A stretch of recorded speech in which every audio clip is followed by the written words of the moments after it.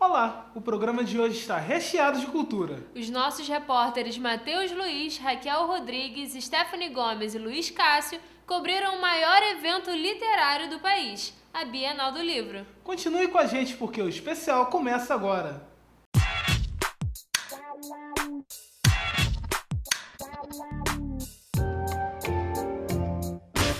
A Unisom veio para a 19ª edição da Bienal do Livro para te mostrar as novidades do mundo literário. Foram cerca de 300 autores nacionais e internacionais que vieram participar de palestras e rodas de bate-papo sobre diversos assuntos. Tudo isso nos 10 dias de evento.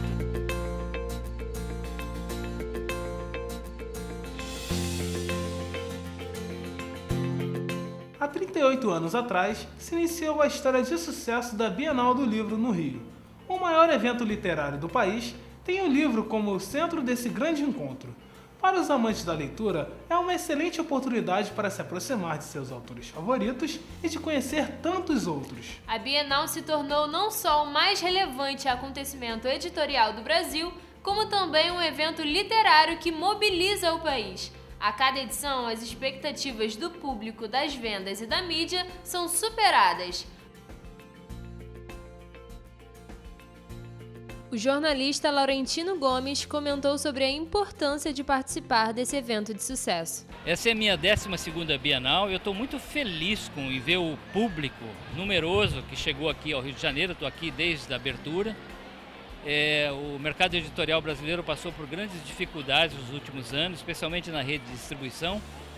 E eu estou sentindo um clima de recuperação entre os editores, os autores, o público, o leitor. E acho isso muito importante, porque um país que não lê, ele não tem um futuro muito próximo. É difícil construir o Brasil dos nossos sonhos sem leitura, sem livros. E eu estou lançando um novo livro, que é Escravidão, primeiro volume de uma trilogia que vai até 2021. Eu acho que esse é um tema importantíssimo, porque como dizia o Padre Vieira, o Brasil tem o seu corpo na América, mas a sua alma na África. E nós lidamos muito mal com essa nossa alma africana, de duas maneiras. Primeiro, uma exclusão social enorme. O Brasil aboliu a escravidão com a Lei Áurea de 1888, mas abandonou os seus escravos e a sua população afrodescendente à própria sorte. Isso aparece nas estatísticas hoje que mostram um abismo de desigualdade entre brancos e negros no Brasil. Por 10 dias, os 80 mil metros quadrados do Rio Centro sediaram a Festa da Cultura, da Literatura e da Educação. Dividida em 3 pavilhões, a Bienal contou com 520 expositores e 3 grandes espaços reservados para o público participar de palestras, debates e bate-papos com personalidades e escritores. Arena Sem Filtro e encontro com autores no Pavilhão Verde e o Café Literário no Pavilhão Azul. Eu estou aqui na Bienal do Livro, onde eu vim lançar meu livro Reinações Narizinho e a Reforma da Natureza. São adaptações do Monteiro Lobato para a atualidade. E também o livro sobre a capacidade de amar e outros assuntos poéticos, que são microcontos e poesias. E por que na Bienal? Porque é do livro que eu tirei sempre a minha inspiração, é o livro que me formou, eu sou um autor porque eu sempre li muito. Os assuntos abordados foram os mais diversos possíveis, desde papos mais cabeça sobre feminismo, fake news, luto e racismo, até temas como identidade, cultura e empreendedorismo. No Café Literário, a autora Ana Paula Lisboa contou sobre a sua experiência pessoal com a literatura e como foi inspirada a seguir essa linda carreira. Acho que o momento em que a literatura mudou a minha vida foi a hora que eu comecei a escrever. Antes, óbvio, né? Ser leitora é emocionante, né? Eu lembro das primeiras vezes em que eu me emocionei, que eu chorei, que eu senti medo, que eu senti raiva, né? Que antes eu só tinha isso vendo novela, sei lá, na televisão, ou filme. E a primeira vez que eu me senti assim, lendo alguma coisa, pra mim foi muito impactante. Mas escrever, eu brinco que ser artista, né? E ser artista da literatura é você ser um semideus, né? Você colocar alguma coisa no mundo, ter algo que passe por você, ser um canal. Então isso não tem como você... Enfim, isso muda vidas. Realmente a literatura muda vidas. Mas de onde sai tanta inspiração para escrever? No dia a dia, na relação das pessoas, no tudo que pode parecer meio corriqueiro e se você não presta atenção pode passar batido na sua vida, mas se você olhar de uma maneira diferente, pode ali surgir uma história interessante. Kelly e Regilda são alunas da Uniswan e na hora de escrever suas vivências pessoais na universidade, serviram de inspiração para construir suas histórias. Nós estivemos presentes para prestigiar o lançamento dos livros de nossas corujinhas, mas é claro que também não poderíamos deixar de bater um papo com elas.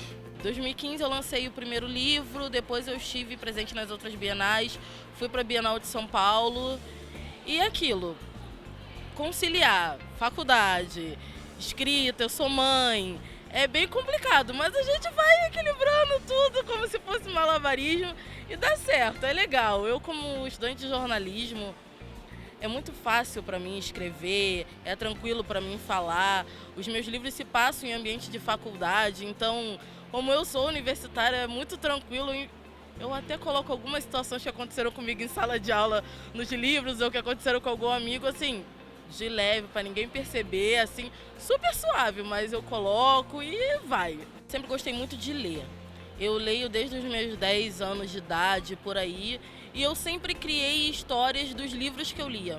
E eu sempre achei que os meus livros, ou que os livros poderiam ter coisas diferentes. Até que um dia uma amiga, a Rê, que também escreve junto comigo em parceria, falou para mim, então por que você não escreve a sua própria história?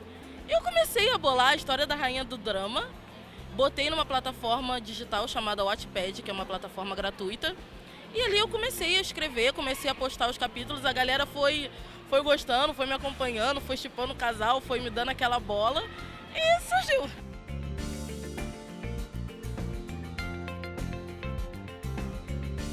Eu comecei a escrever em 2013, quando eu comecei a faculdade na Uniswan. E eu antes já escrevia, mas eu nunca tinha publicado nada. E aí quando eu comecei a Uniswan, comecei a escrever meu primeiro livro. E o ambiente do meu livro é o ambiente da faculdade. Eu me inspirei no local para poder ter uma experiência, ter uma base para começar a minha história. Todos os meus livros são baseados nesse entorno de faculdade e tudo. Então, algo sempre na faculdade me inspira. Então, acontecia alguma coisa no meu dia a dia, eu não estava no bloquinho de papel e tentava incluir isso na minha história.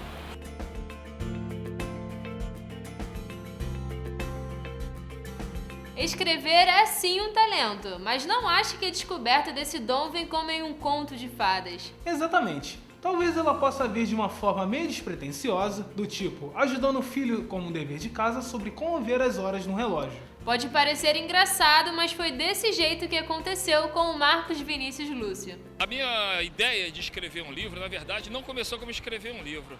Eu estava como pai acompanhando meu filho nos deveres escolares e aí num determinado momento, num exercício passado pela professora, eu senti que era sobre ver as horas nos ponteiros, no relógio. Era um exercício escolar e eu percebi que ele teve dificuldades para isso. E aí eu sentei para explicar com ele e fiz uns desenhos, fiz um esquema explicando como funcionava o ponteiro grande, o ponteiro pequeno, o ponteiro de segundo. E depois que ele compreendeu o conceito de ver as horas, eu decidi sair e comprar um livro para ele que falasse sobre isso, para reforçar tudo que eu tinha ensinado. E para minha surpresa, eu não encontrei nada. Eu não encontrei nada que falasse com a linguagem da idade dele. Eu encontrei um que era assim, de mexer os ponteirinhos com plástico, mas já estava para criança muito mais nova. Então eu resolvi por mim mesmo escrever aquilo no computador e passar para ele. A professora viu na escola e perguntou, quem foi que fez isso? Meu pai. Aí ela me pediu permissão para usar aquilo com a turma toda. E aí eu passei nas livrarias a olhar o site, o contato das editoras, pesquisar como é que a gente poderia fazer para publicar um original, avaliação de original. Então, peguei o contato e enviei.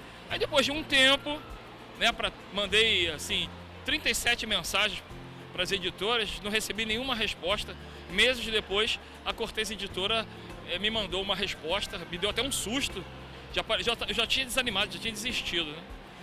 E aí veio a mensagem que eles tinham gostado do original e que gostariam de conversar comigo sobre a possibilidade de fazer daquele texto um livro. Neste ano, as atrações infantis ganharam destaque, com um pavilhão inteiro só para criançada. Um espaço com cerca de 500 metros quadrados, chamado de Pela Estrada Fora, foi montado no pavilhão laranja e chamou a atenção de quem passava por lá. Foi a maior área cenográfica da edição, que propôs uma experiência imersiva e sensorial para os pequenos, além de rodas de contação de histórias, atividades inclusivas que estimularam o respeito às diferenças e a superação de desigualdades. Nós temos que pensar no futuro das crianças. Eu estou com um grupo que eles vão da turma de pré-2 até a turma do 9º ano e é muito importante essa diversidade das editoras, mostrar a realidade cultural do nosso país, nesse espaço que tem aqui que falar do meio ambiente.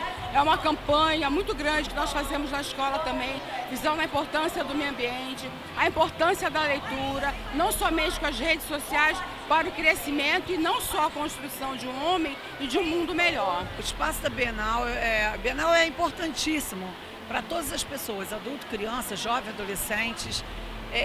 A minha instituição, que é o CCA, Clube de Cláudia Alves, veio aqui para poder desenvolver a socialização, todo o desenvolvimento cognitivo, e a Bienal é muito importante para isso.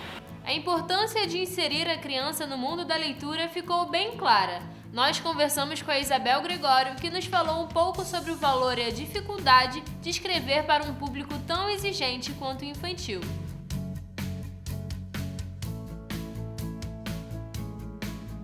Eu sempre tive vontade de trabalhar com a construção de valores para crianças. Então, trabalhar com esse público, com a criança pequena, digamos assim, a partir de 5 anos, e você apresentar um livro, você tem que ter muitos cuidados com a apresentação, com a capa, com a ilustração, ter um cuidado com o vocabulário que você vai utilizar. Então, meu trabalho literário não é só um trabalho de leitura, somente a leitura por si. Eu quero construir valores, colaborar com a construção de valores.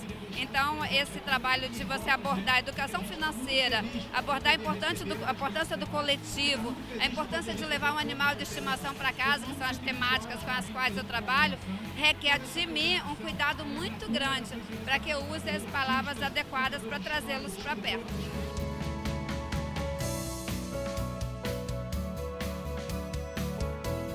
Quem nunca, quando criança, pediu para um adulto contar aquela história que adorava, diversas e diversas vezes? Eu particularmente adorava esses momentos. Pois então, o tempo de ouvir histórias está de volta, mas agora de um jeito mais moderninho.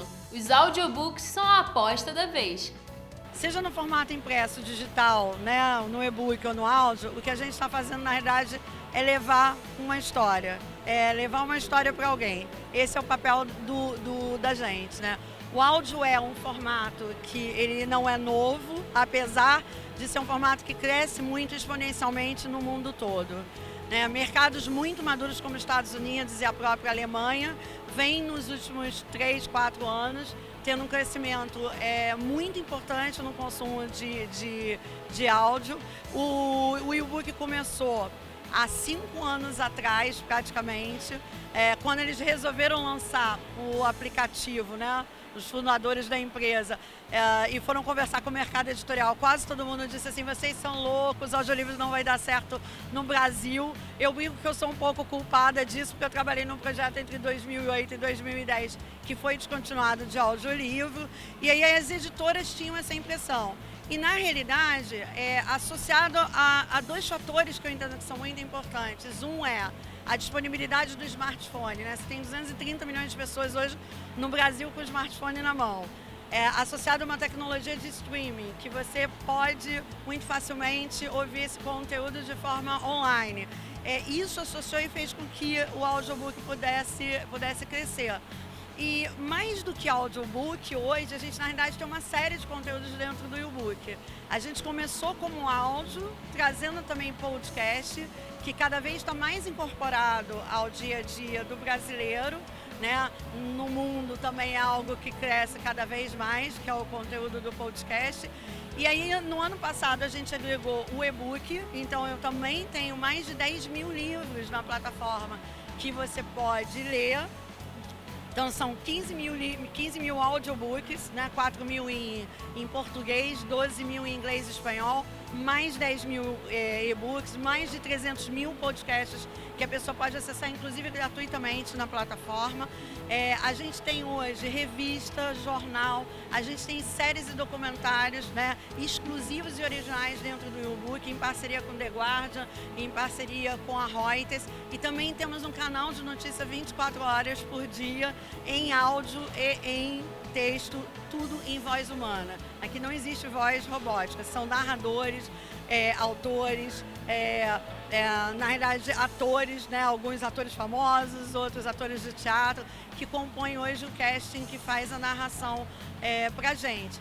Eu acho que assim, quando a gente fala como é que é conviver com o livro, pra gente é uma coisa muito natural, porque na realidade o que a gente entrega é leitura. O áudio ele proporciona para você exatamente a possibilidade de você ler muito mais do que você leria. Então, quem gosta de ler, acaba incorporando o áudio. E por que do livro impresso no nosso stand também, né? Porque a gente entende que o conceito é multileitura. Depende do momento que você está, você vai poder consumir a leitura naquele formato. Se você tem tempo para ler um livro impresso, né? Está em casa, está no sofá, está na sua cama, está sentado na beira da praia, você tem tempo de pegar um livro e desfrutar daquele livro impresso. Se você está caminhando, se você está dirigindo, você continua tendo a oportunidade de ler através do áudio. Sei lá, se você está viajando de avião, eu que pego muito a ponte aérea, não quer sair carregando na mochila, além de computador, tudo que você carrega, mais um monte de livro, você está no e-book e no teu celular. Então, o que é importante, por isso que eu acho que a gente harmoniza com tudo que está aqui, apesar de ser tão diferente, é porque o que a gente está fazendo é contar uma história para você, seja através do livro impresso, seja através do e-book, seja através do audiobook.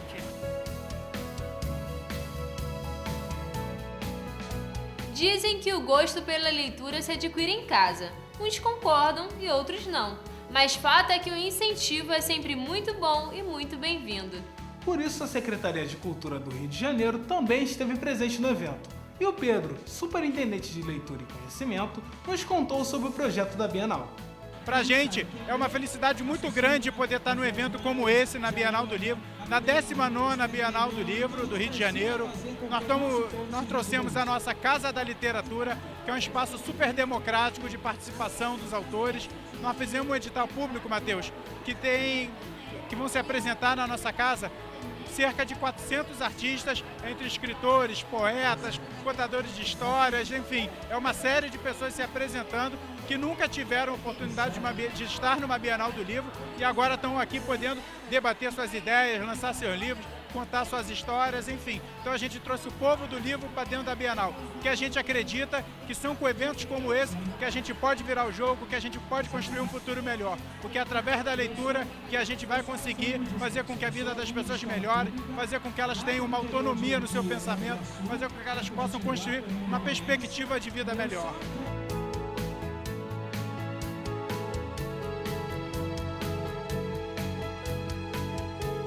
Para celebrar a diversidade, a Supergasbras criou um espaço infantil bem dinâmico nessa edição da Bienal. Lucinda Miranda, coordenadora responsável pelo setor socioambiental, é quem nos fala mais sobre a iniciativa. A gente entende que você só consegue mudar o Brasil, você só consegue mudar uma sociedade, transformar uma sociedade através da educação.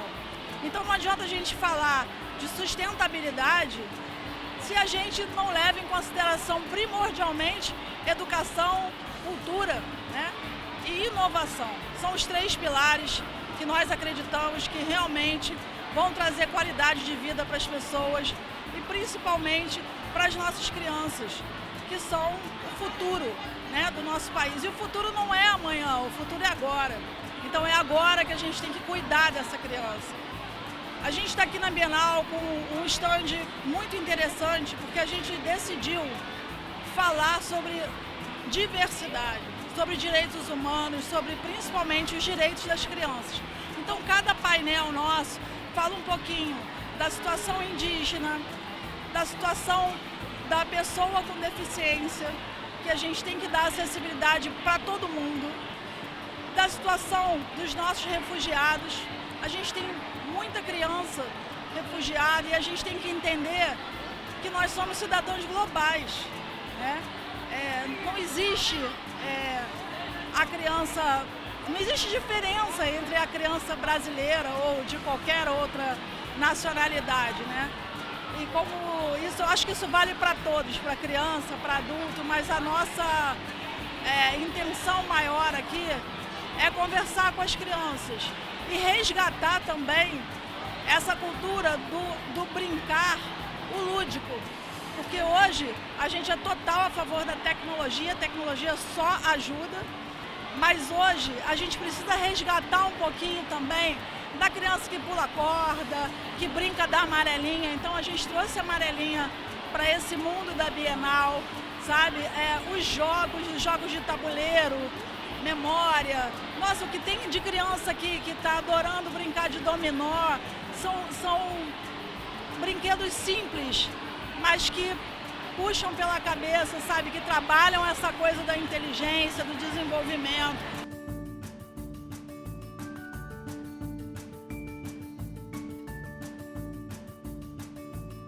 Nós temos vários projetos socioambientais, cujo maior foco é a educação. Um desses projetos se chama Mais Energia. Ele é um projeto de culinária sustentável que envolve a questão da permacultura e da agrofloresta. Esse projeto ele é um piloto aqui no Rio de Janeiro e está inserido dentro de uma escola na Baixada Fluminense, chamada CIEP Charlie Chaplin, é uma escola de referência. A gente acredita muito que o livro ele precisa circular, né? As histórias elas precisam circular. Então assim, quando você pega um livro e lê aquele livro, acabou de ler, dá para alguém, sabe? Deixa que alguém consiga ler também essa história, tem essa oportunidade fantástica. Não adianta você guardar o livro na estante ou na gaveta, ele não vai servir para nada quietinho ali. O bacana do livro é isso, que as pessoas possam ler. Então, dá essa oportunidade para os jovens virem à Bienal pela primeira vez e participarem de tudo isso, porque não é só livro que tem aqui, é uma coisa cultural muito grande. É bacana isso fazer parte do calendário da cidade. E a gente tem que incentivar a leitura. Quanto mais você incentivar os jovens a ler, melhor. Então esse foi o propósito e a gente está muito feliz de ter conseguido trazer esses jovens que só dão alegria pra gente.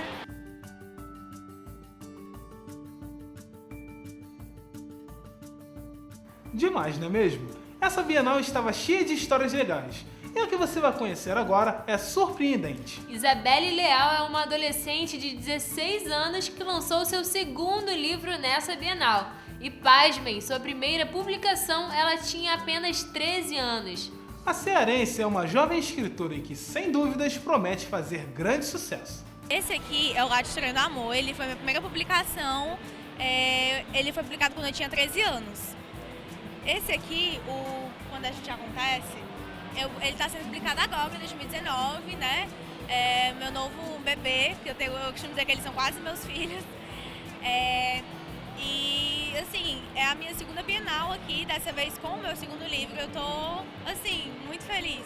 Tem uma autora que eu gosto muito, a Paula Pimenta, que, inclusive, ela foi, assim, a minha grande inspiração para entrar no mundo das palavras, né? Então, ela diz assim, escreva o livro que você gostaria de ler. E é o que eu faço. Toda vez que eu estou escrevendo um livro, eu penso, eu gostaria de ler isso? Era essa história que iria me interessar? Eu iria me apaixonar por esse mocinho, me identificar com essa protagonista, né? Então, toda vez que eu começo a escrever, eu estou pensando não só nos meus leitores, mas também em mim como leitora.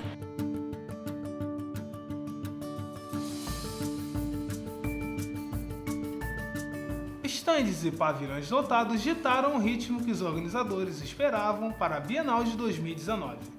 O evento chegou ao fim com um número superior de 4 milhões de livros vendidos e mais de 600 mil visitantes.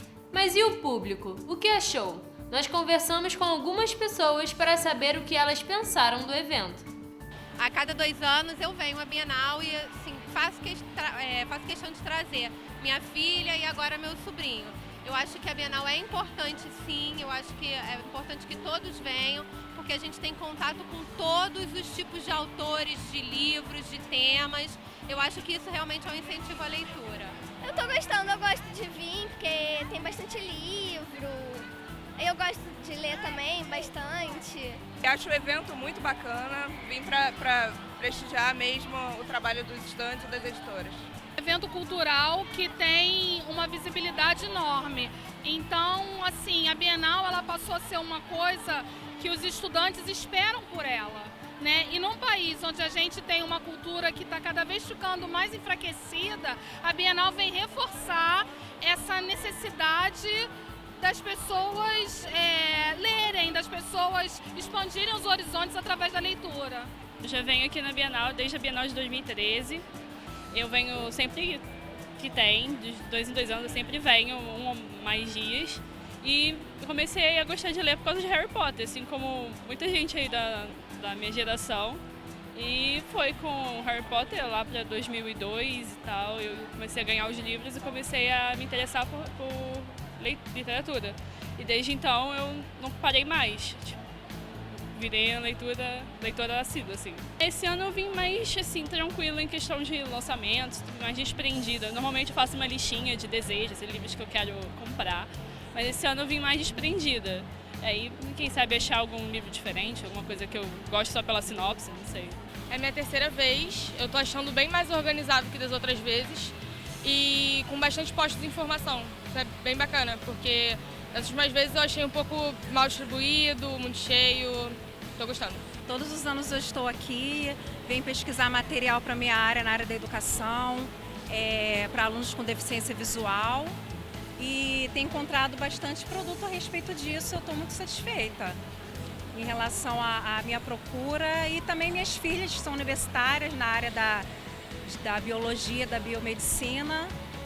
E em relação também a literaturas diversas que elas gostam muito de ler. Lá em casa é como se fosse uma biblioteca. Então elas vêm à procura de tudo que elas acham interessante na área delas e também na vida pessoal, né?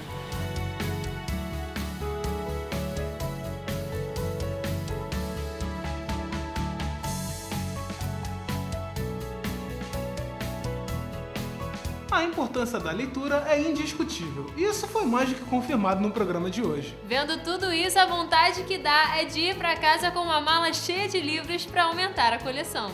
Nós ficamos por aqui, mas em breve voltaremos com mais novidades. Quem sabe, seja até com o tema que você sugerir. Para isso, é só mandar um e-mail para centrostv@uniswan.edu.br. Te vemos na próxima. Tchau! Tchau!